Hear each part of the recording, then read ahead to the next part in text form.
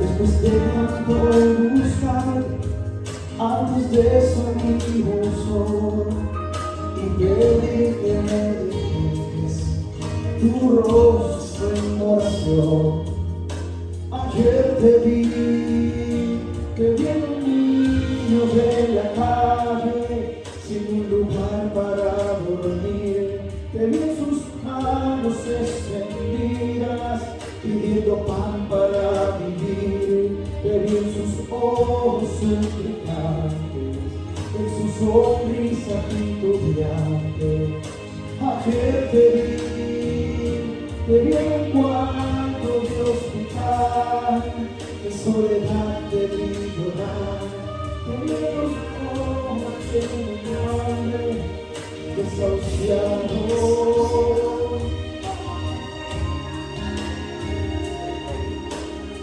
Oh Señor, ayer te vi.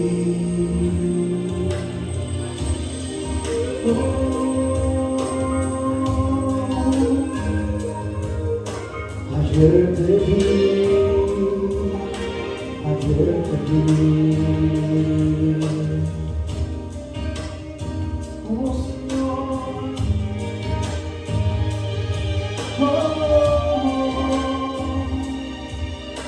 ayer te vi. Sí, Señor.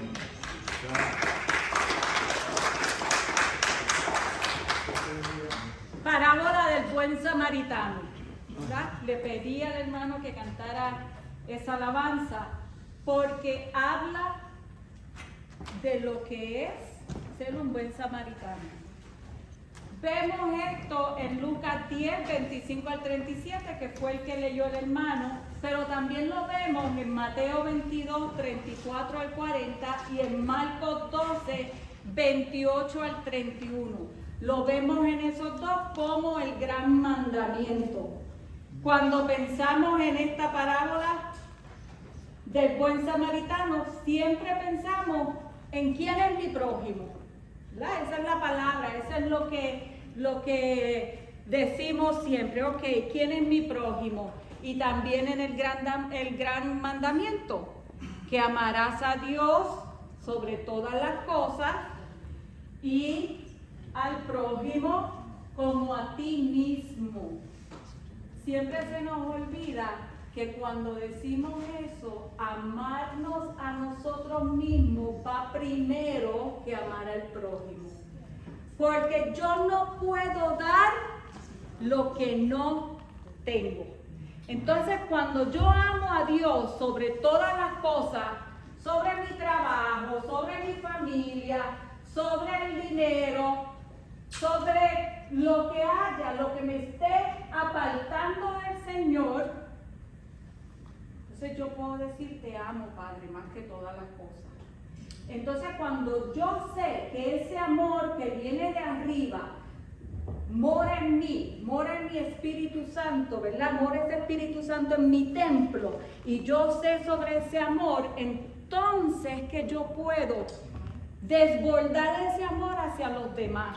Por eso es que es bien importante que cuando usted se acuerde de eso, usted sepa que sí, ama a Dios sobre todas las cosas, pero te tienes que amar primero y después poder amar a los demás. Y como yo sé que hoy es un día especial, vamos a ponernos de pie un momento. No. ¿Usted se acuerda cuando yo le dije qué se necesita para llenar un vaso de agua? Unos me dijeron un vaso, otros me dijeron agua, pero la realidad, para llenar un vaso, se necesita que ese vaso esté vacío. Entonces yo lo puedo llenar de cualquier líquido, ¿verdad? Y yo sé que hoy tenemos una actividad, que hemos cocinado toda la mañana, que estamos ansiosos, que tenemos hambre, que comenzamos hoy más tarde del usual, ¿verdad? Porque estábamos acomodando todo eso. Y yo quiero que en este momento usted tome un deep breath, ¿verdad? Una respiración profunda. Que se llene del Espíritu Santo y sople toda ansiedad.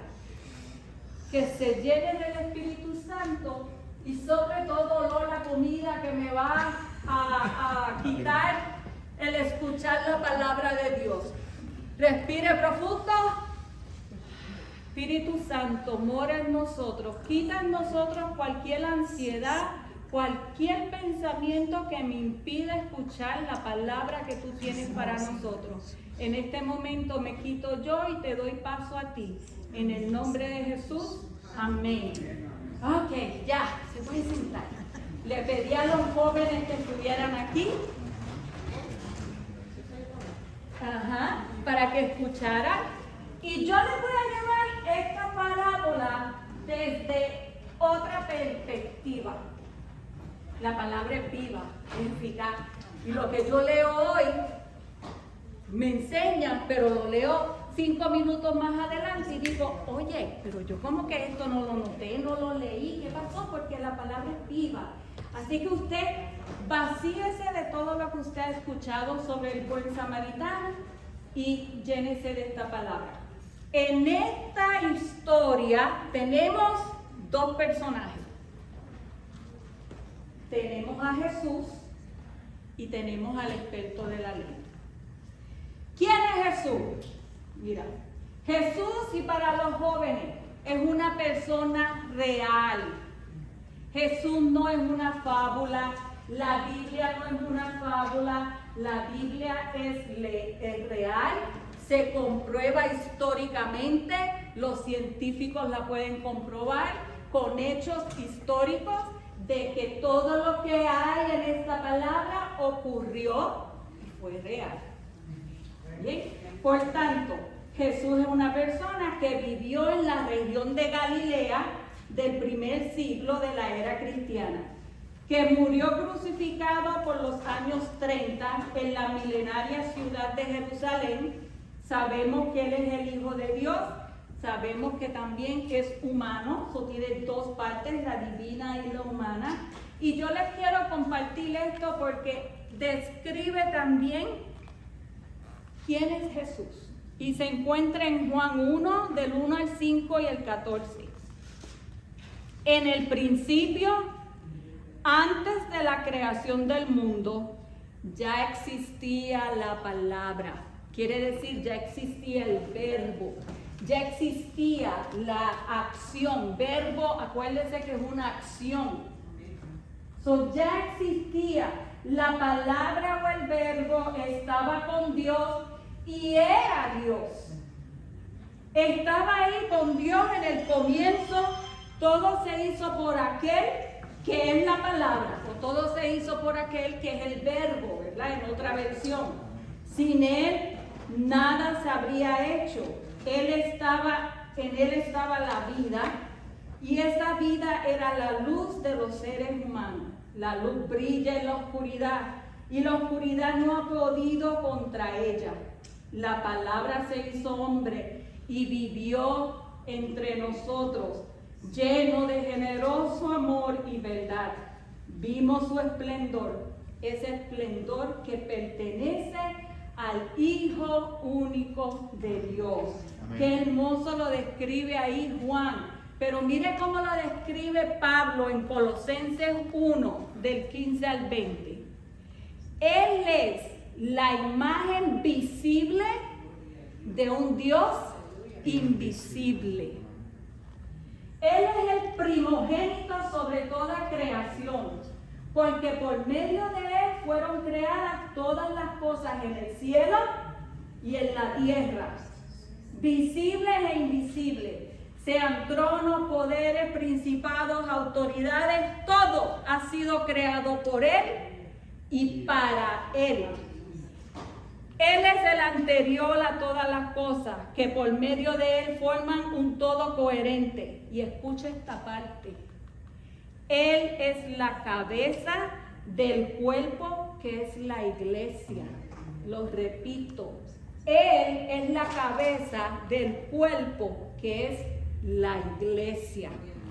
Él es el principio, el primogénito de entre los muertos, para hacer todo en todo el primero, porque a Dios le agradó habitar con Él con toda su plenitud y por medio de Él reconciliar consigo todas las cosas, tanto las de la tierra como las del cielo, haciendo la paz mediante la sangre que derramó en la cruz. Gloria a Dios. ¿Qué mejor? No se puede explicar mejor quién es Jesús. Después tenemos el experto de la ley. Los maestros de la ley religiosa o los fariseos eran los intérpretes oficiales de la ley de Moisés. Pero tú sabes qué, eran los intérpretes de la ley que ¿quién creó? Dios. Tú sabes, tú tienes que pensar, yo quiero llevarlos a esa etapa, a esa historia. Está un experto de la ley preguntándole algo sobre la ley al que creó la ley. Entonces, cuando tú lo ves desde esa perspectiva, es como cuando el papá está ahí y el hijo se levanta y recoge todo el cuarto, la niña lava los trastes, lava la ropa, el nene le dice, papá, dame la llave que voy a lavar y a brillar el carro, y uno como papá, ¿qué hace? Oh, sí, qué bueno, pero uno sabe que tiene algo, ¿verdad? Cuando el experto de la ley le pregunta a Jesús, Jesús sabía lo que venía. Jesús sabía que ya él venía con una pregunta para confrontar, pero no lo para, lo deja seguir, ¿verdad? Y ahí es que yo quiero llevarlos. 5 preguntas. Hay 5 preguntas que muchas veces las hemos pasado por alto. La pregunta número 1, la apunté aquí para qué. Dice, maestro, por lo menos lo reconoció como un maestro, ¿verdad? ¿Haciendo qué cosa heredaré la vida eterna? Fuerte. Maestro, ¿cómo heredo la vida eterna? Ahora, volvemos otra vez al tiempo de ellos y al contexto de ellos, ¿verdad?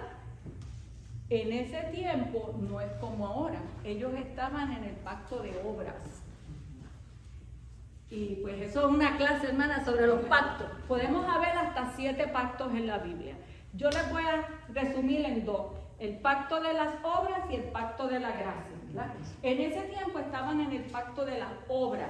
Eso significa que el Espíritu Santo iba y venía para dar un mensaje, pero no estaba permanentemente con ellos. Ahora yo te voy a decir por qué. Y jóvenes, quiero que me escuchen en esto. Se lo voy a explicar bien suave, bien facilito. Génesis 3 lo dice, ¿verdad? Escuchen cómo ocurrió. Dios creó todo y crea al hombre, le da la autoridad para que administre todo. Imagínense, lo crea a su imagen y semejanza. Le deja así que le dice, nombra cada cosa ahí, ponle el nombre que tú quieras. Y él comenzó a poner los nombres, le dio esa autoridad. Había una relación estrecha entre Dios y su creación. Hasta el día de hoy, la vaca, Dios le dijo que hicieran mu y todavía hace mu. Y le dijo al perro ladra y todavía hace wow, wow. El único que lo hizo a su imagen y semejanza fue a nosotros, ¿verdad? El hombre. Pero lo hizo con ese deseo, porque él sabía, pero él tenía ese deseo de que ese hombre tuviese esa relación con él por la eternidad. Y que ese hombre que era semejanza de él, porque tenía inteligencia y tenía libre albedrío, tomara las decisiones correctas. Eso fue todo. Pero ¿qué ocurre? Que la varona o la hembra, como le puso él, que era su compañera, y no vamos a entrar en esa polémica porque eso no es el tema, pero, pues desobedecieron. Al desobedecer, rompe la relación, ¿verdad? Y esa relación que se hizo para que fuera por siempre, ahora está rota. Tanto así que Dios en su misericordia expulsa al hombre porque, ¿sabes qué? Fue del árbol del conocimiento. Si el hombre hubiera comido del árbol de la eternidad, de la vida, no habría break. No había forma de arreglar esto.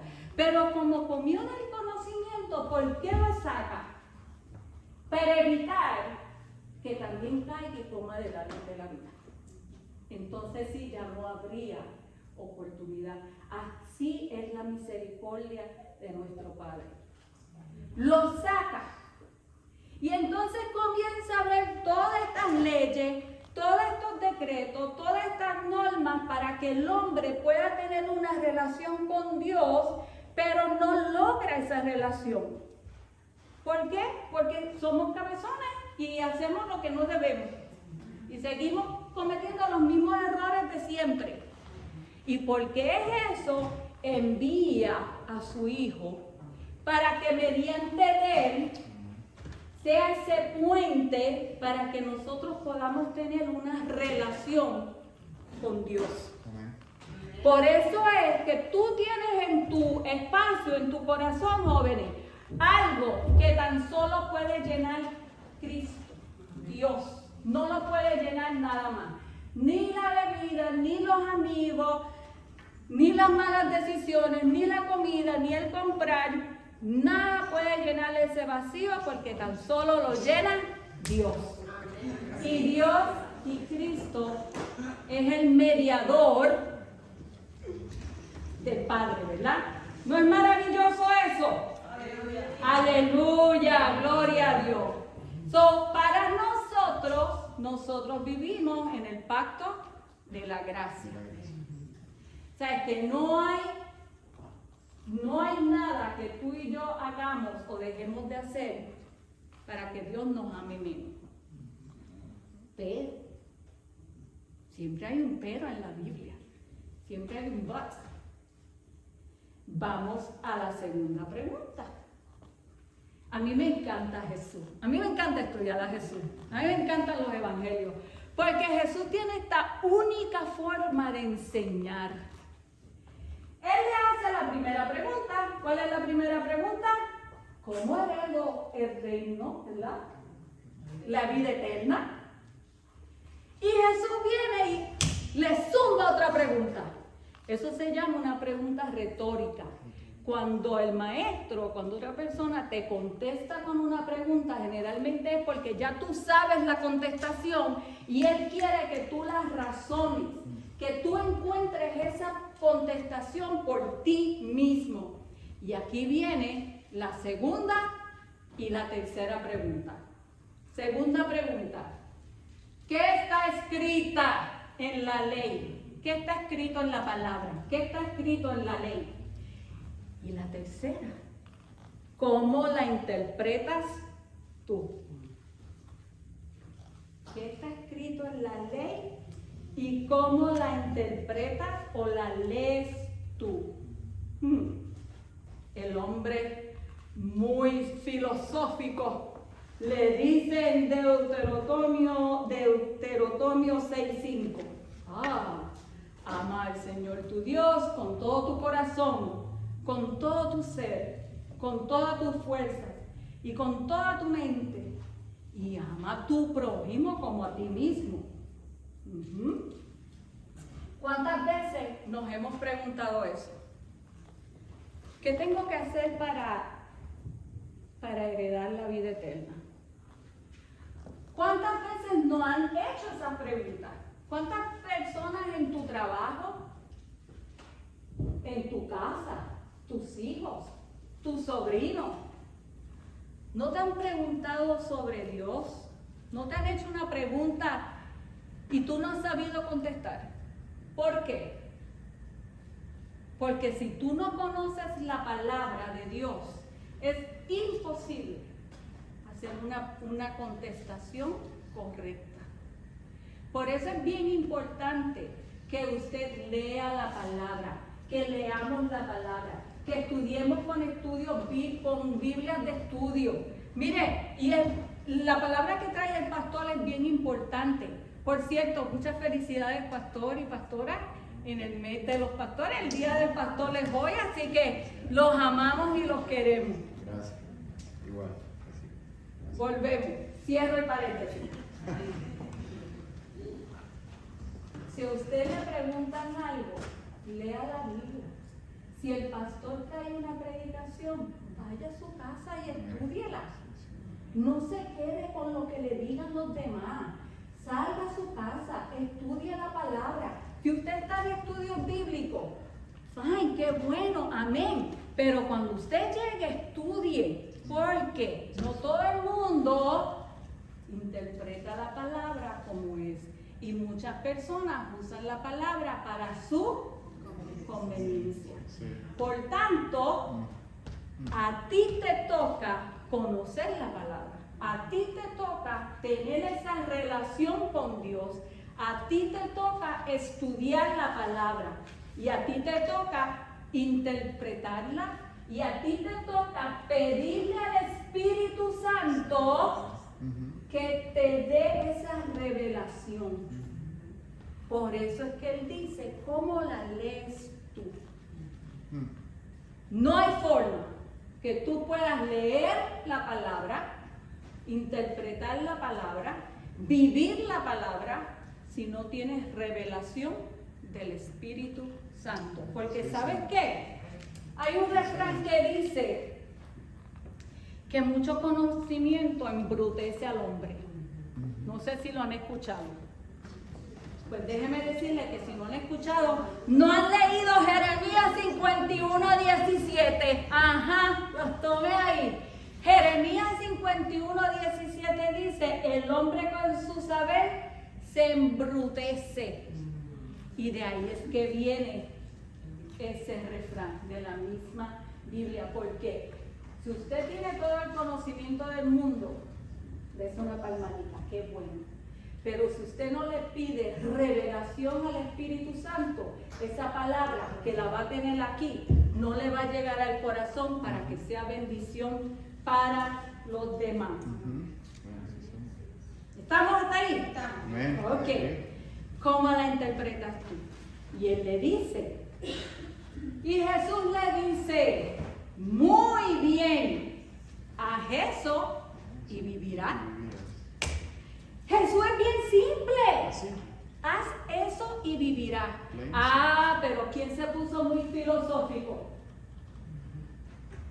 Acuérdense que el maestro, el experto de la ley, quería buscar cómo acusar a Jesús. Cuando esta historia se da, ya es casi el final del tiempo de Jesús. Ya Jesús tenía toda la fama de ser maestro, de ser un profeta, de todos los milagros que ha hecho, ¿verdad? Y los fariseos, los expertos de la ley, estaban buscando la forma de cómo acusarlo, pero no podían. Y por eso entonces, él en vez de, me voy tranquilito, está bien, con este no se puede, no, le hace la cuarta pregunta. ¿Y cuál es la cuarta pregunta? La famosa pregunta. Ajá. ¿Y quién es mi prójimo? Yo me lo imagino, muy filosófico ahí. Ay, me imagino a Jesús. Vente, negro, siéntate para acá, que te voy a explicar. Vente, niño, que te voy a explicar ahora. ¿Tú quieres saber quién es tu prójimo?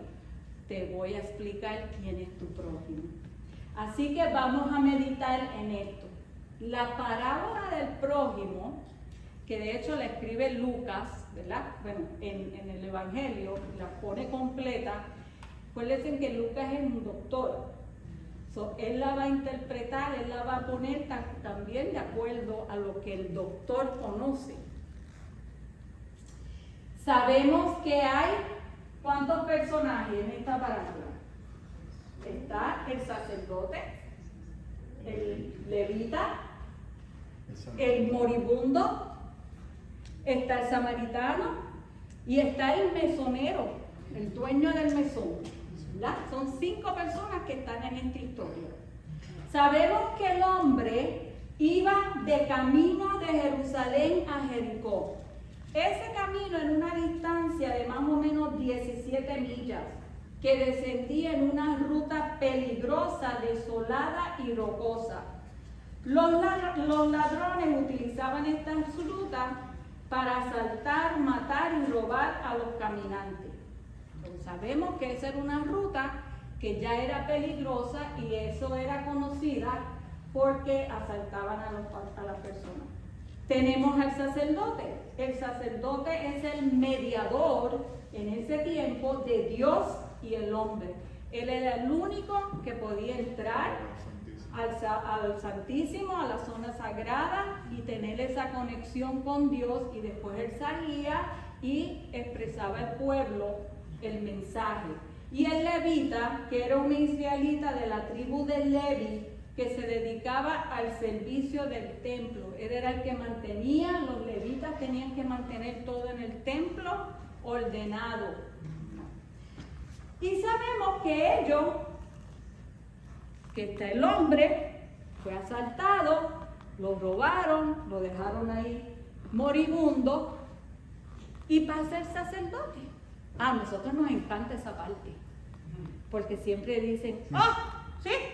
Ahí está, el sacerdote y el levita, y eso que son los religiosos, y eso que son los que hablan de Cristo, y eso. Pasa el sacerdote, ¿y qué hace? Lo ve, y por aquí que es más cerca, ¿verdad? Como dicen en mi país, mira para el lado y no hace nada. Pasó el levita y lo vio y dijo, no, yo ahí no me voy a meter. Y siguió de largo. Ahora yo quiero que usted entienda esto. Ese sacerdote y ese levita, a que nosotros nos encanta a veces decir, tenían toda la razón de hacer lo que hicieron. Por la ley. Ellos no podían de ninguna manera tocarlos. Si el sacerdote tocaba a ese hombre que estaba lleno de sangre y moribundo, se contaminaba. Y al contaminarse tenía que pasar todo un proceso de limpieza. ¿Ve? El levita era lo mismo. No podía tocar a ese moribundo porque si lo tocaba, se contaminaba. Eso significa que no podía entrar al templo porque estaban contaminados. Entiendo que eran, creo que 7 días que tenían que estar fuera para no contaminarse con nada, no contaminarse y poderse limpiar de esa sangre que había tocado. Quiere decir que básicamente ese sacerdote y ese levita estaban bien.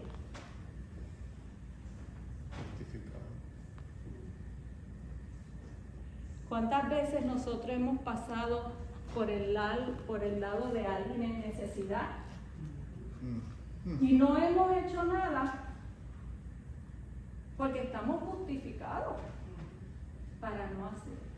Y les voy a contar esto que me ocurrió esta semana, para que usted vea cómo Dios, cuando una persona se levanta a dar un mensaje, el primero que sale ministrado es uno. Tenía yo en mi hora de almuerzo, iba a ir a Carleton porque tenía que ir a Hobby Lobby, me habían enviado a comprar una postal. Y cuando yo voy de camino a Hobby Lobby, ahí en esa luz había una familia, el padre, la madre y 4 niños. Yo creo que tenía como 6, 4, 2 y el bebé. Y el señor tenía un letrero. Estaba parado en esa luz con un letrero que decía, por favor ayúdeme a pagar mi renta para que no me saquen de mi casa. Cuando yo veo eso,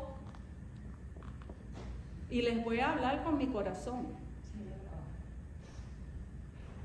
lo primero que se me ocurre, y no aparece servicios sociales aquí,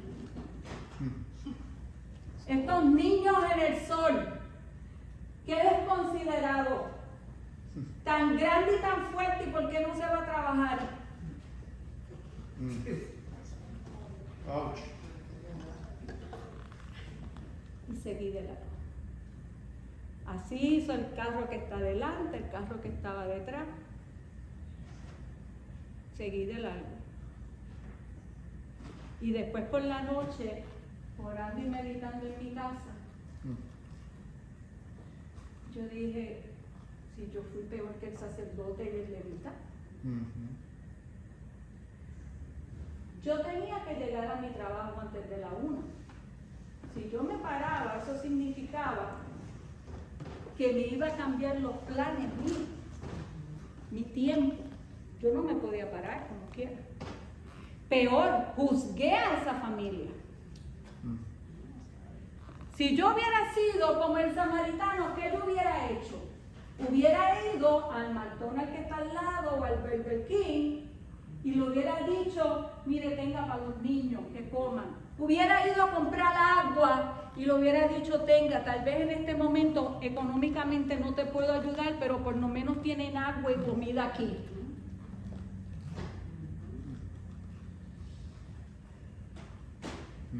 ¿Cuántas veces nuestros hermanos no han estado en necesidad de algo? ¿Sí? Ay, sí, estoy orando por ti. ¿Tú?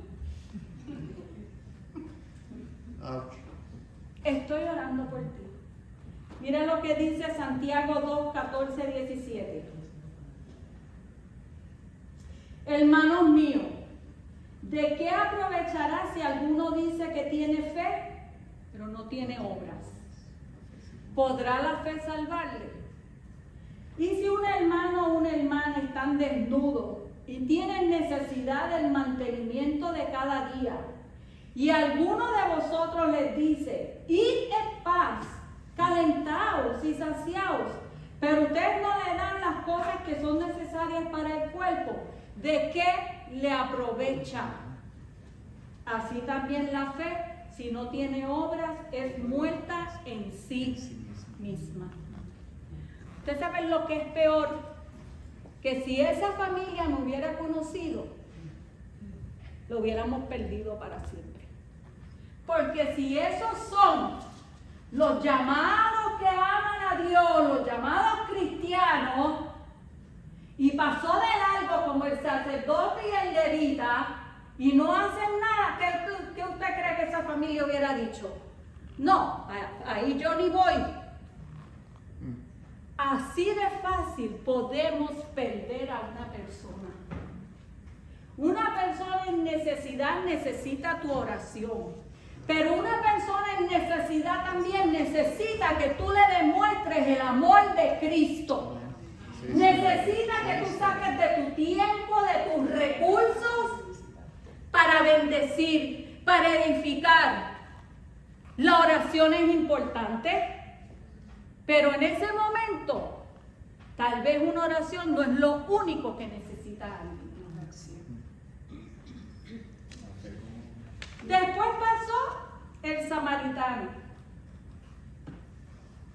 Y el samaritano tuvo compasión. Tuvo misericordia. Y sabes que en estos tiempos es triste decir que hemos perdido la misericordia y la compasión por los hermanos. Porque si vemos un adicto sentado en Walmart, le pasamos por el lado, pero no somos quien de ir al software que está al lado y decirle, toma hermano, cómete algo. Hemos perdido la compasión y la misericordia por los demás. Por ayudar y bendecir. No matter qué. ¿Por qué?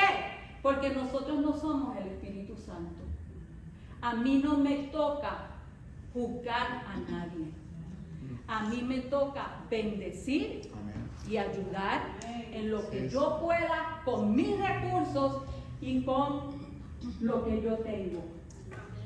El samaritano, que lo más seguro era un médico, porque supo limpiar y curar al que estaba herido, o era un comerciante, no sé, sabemos, yo sí pienso que era un doctor, como Lucas, se para, lo sana, lo cuida, lo monta en su cabalgadura, lo lleva al mesón o a la posada, se queda con él toda la noche, al día siguiente se levanta, le dice al mesonero, ¿sabes qué? Aquí tienes el dinero, lo que gastes de más me lo dices, yo te lo pago después. Y el mesonero, ¿sabes qué? También se movió a misericordia. Porque el mesonero pudo haber dicho, ¿sabes qué? Yo necesito que él se vaya porque yo no voy a estar pendiente. Si este hombre se me muere ahí, me van a complicar la existencia. Pudo haber dicho eso, no, sácalo de aquí. Pero el mesonero, que lo más seguro lo conocía, lo dejó para seguir. ¿Ves? Como es importante usar los recursos que tenemos. Me pregunto yo, el samaritano cambió su agenda. El samaritano ya tenía una agenda. El samaritano, lo más seguro, el que estaba allí, era un israelita. Los samaritanos y los israelitas no se hablaban, eran enemigos. Y si quieres saber qué, vaya a... ¿Y quién me puede explicar? Y ahí le explicamos por qué eran enemigos. Un anuncio aquí al programa, ¿y quién me puede explicar? Pero el samaritano se paró y lo ayudó sin importarle si estaba ensangrentado, si era un israelita. Lo más seguro iba a ver a alguien, tenía ya una agenda establecida.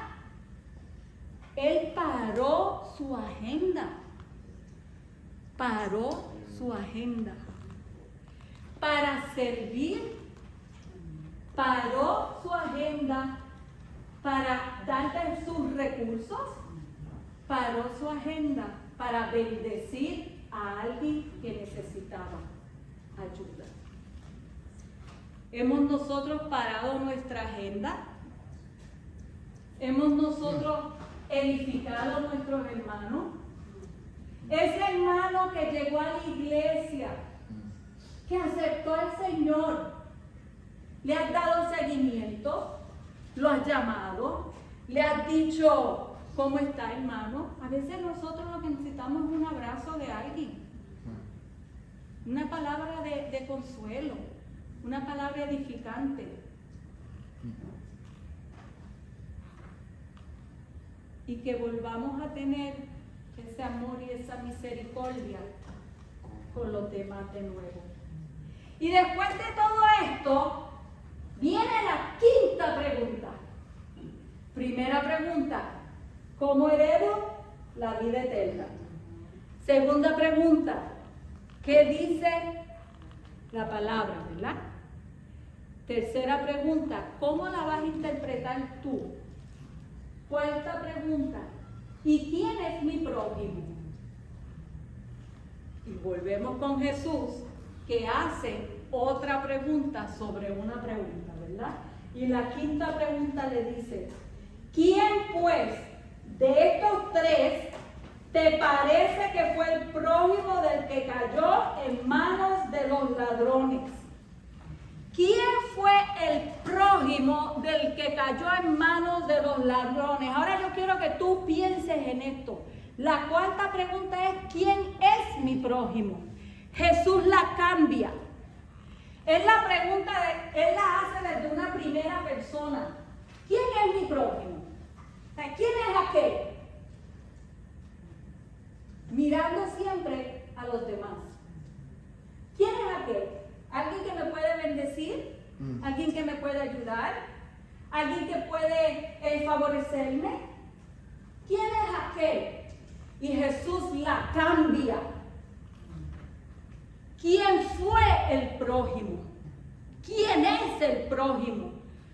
Dejemos de estar pensando quién es mi prójimo y vamos a pensar ¿quién fue el prójimo? ¿Quién fue el prójimo? Y viene él, le dice, pues el que usó misericordia con él. ¿Quién fue el prójimo? El que tuvo misericordia, el que bendijo, el que cuida, el que edifica, el que ayuda, el que ama, el que perdona, el que provee, el que saca de su tiempo. ¿Quién fue el prójimo? Iglesia, ¿quién fue el prójimo? Jesús. ¿Quién fue el prójimo de esos tres? ¿Quién fue el prójimo? El samaritano. Iglesia Nueva Esperanza, hermano que estás escuchando, vayan ustedes y hagan lo mismo. Que Dios me lo bendiga.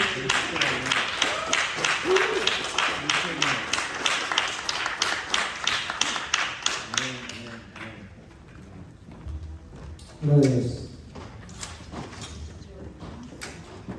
Cuando la hermana Carmencita me dijo la canción para administración, tengo que decirle que de las canciones que en mi vida he podido ministrar es una canción que es bien poderosa y bien confrontadora. Yo creo que no, después de esto no hay que explicar mucho. Yo creo que tenemos que dejar al Espíritu que hable. Yo creo que aquí abarca todo lo que ha sido la palabra, incluso lo que se omite. Porque incluso estabas hablando de lo que tiene que hacer la iglesia en general. Entonces, queremos ir a las naciones, queremos ministrar a la gente. Entonces, incluso atacamos la iglesia, porque también tenemos que entender que tenemos que ser llamados a salvar a los fariseos. Son esa gente que muchas veces como cristianos, porque vemos lo que están haciendo, y una palabra que dijo la hermana Carmencita a mí me llamó la atención, cuando dijo que el sacerdote y el levita siguieron caminando porque era usual de que ellos hicieran eso. Entonces, para ese tiempo, la palabra, ellos llevaban la palabra creyendo que eso era así tan palpable. Por eso es que el Señor mandó a Jesús, para que, y claramente lo dice, yo no vine, en otras palabras, a cambiar la palabra. Yo vine a hacerla entender y comprender, porque caminamos muchas veces creyendo que entendemos la palabra, pero no estamos entendiendo al Dios de la palabra. Y quiero que escuchen y ministren en esta letra.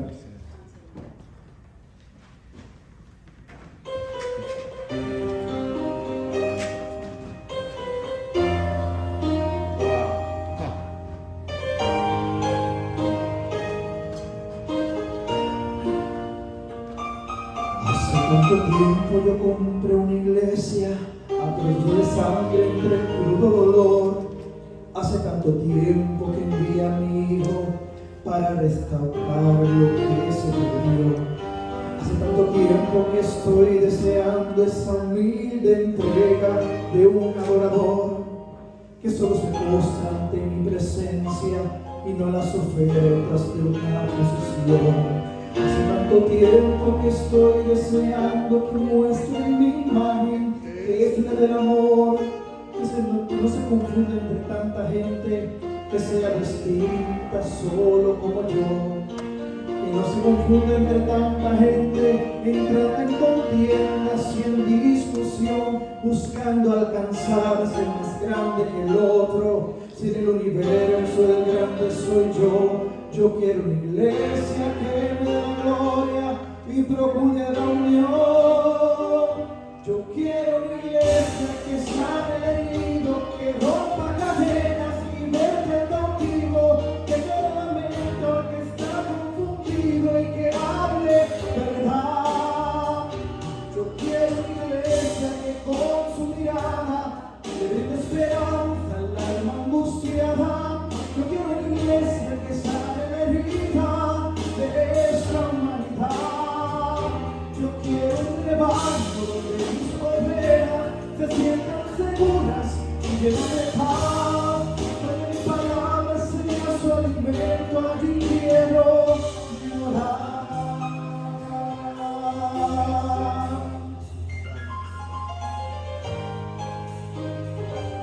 ¿Dónde está mi iglesia que con alabanza perfuma el trono me da ese lugar? Una iglesia que hace diferencia entre el bien y el mal.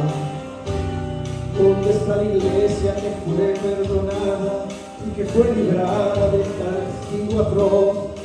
Aquella que ve que alguna ha caído, extiende la mano y perdona su error. Iglesia despierta, ya llegó el momento de tu redención.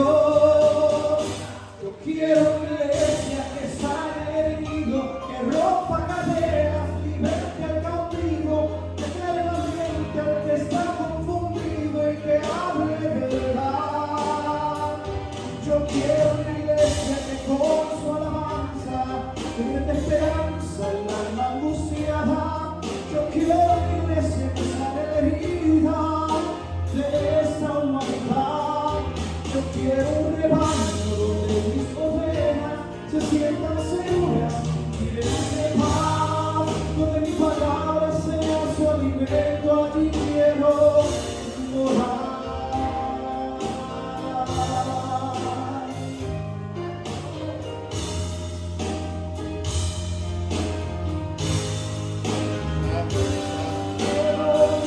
Yo quiero una iglesia que sane el herido, que rompa cadenas, liberte al cautivo, que quede la mente que está confundido y que hable verdad.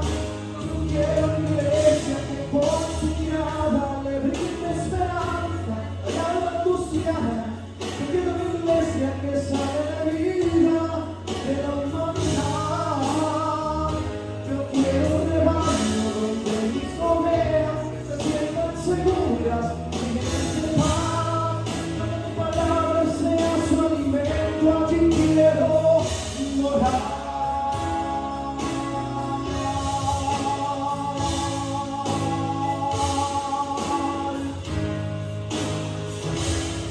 Amén, Señor.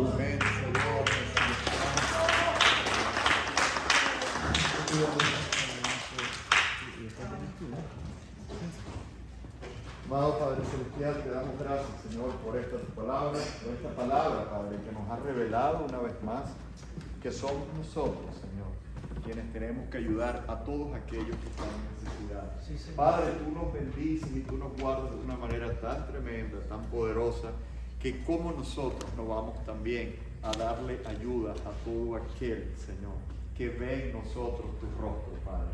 Te damos gracias, Padre, por esta palabra. Bendecimos la vida de nuestra hermana Carmencita, Señor, quien hoy nos ha ayudado a entender que a veces, queriéndolo o no, somos levitas o somos sacerdotes, porque le pasamos por un lado a la necesidad y no nos conmovemos y no nos llenamos de esa pasión y de ese amor, de reflejar el amor y el cuidado que tú tienes de nosotros, Señor. Padre, gracias, Señor, por esta palabra. Gracias, Señor, porque hemos entendido una vez más que sin ti nada podemos hacer. Y que tal vez no es lo material, a veces es lo espiritual, es una oración que llega a esa persona, Padre amado, que va a sentir ese amor y va a decir: Cristo es real. Yo quiero conocer a ese Dios al cual tú le sirves. Padre, te damos gracias, Señor, por esta celebración, por este domingo. Bendecimos la vida de todos los que aquí están.